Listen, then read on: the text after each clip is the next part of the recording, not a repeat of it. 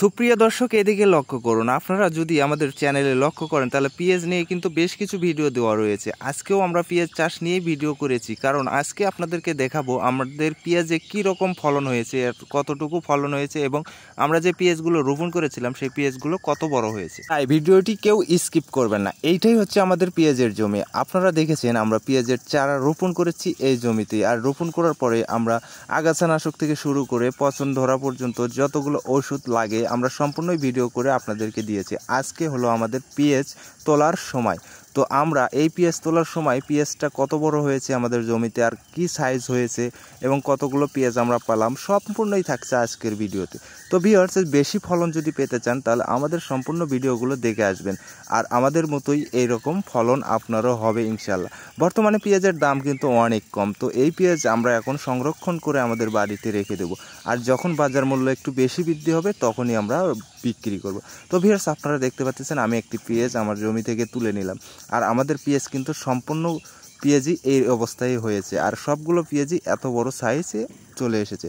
আপনারা যদি একটু লক্ষ্য করেন আমাদের প্রত্যেকটা পেঁয়াজই কিন্তু এত বড় বড় হয়ে গেছে। তো আশা করি আপনারা যারা আমাদের ভিডিও দেখে পেঁয়াজ চাষ করেছেন অবশ্যই তাদের পেঁয়াজও এত বড় বড় সাইজ এবং খুব ভালো সাইজ হয়েছে। তো ভিউয়ার্স, আমরা এটাকে বাসায় নিয়ে যেয়ে এবং সংরক্ষণ করে রাখবো, পেঁয়াজের দাম না ওঠা পর্যন্ত আমরা বিক্রি করব না।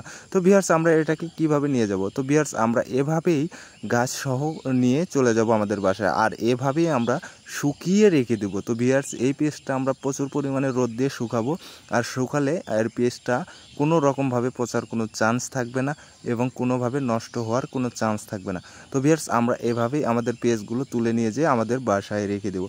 তো আশা করি আপনারা দেখেছেন আমাদের পেঁয়াজগুলো কত বড় সাইজ হয়েছে এবং কী রকম ফলন আসতে পারে, এটা আপনারা অবশ্যই অনুমানিক করে ফেলেছেন।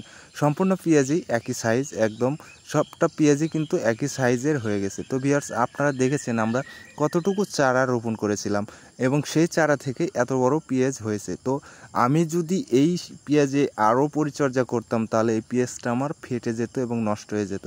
তো এই জন্য আমরা পরিচর্যাটি বাদ দিয়ে দিয়েছিলাম, কারণ এত বড় পেঁয়াজ করার কোনো মানে হয় না। যত বড় পেঁয়াজ করবেন ততটাই নষ্ট হবে। প্রত্যেকটা পেঁয়াজ জমি থেকে আমরা এভাবে রেখে দিয়েছি এবং এইভাবে যখন মাটিতে শুকিয়ে যাবে তখন আমরা তুলে নিয়ে যেয়ে আমাদের বাসায় নিয়ে যেয়ে শুকাবো, আর শুকিয়ে আমরা এটাকে রেখে দেবো।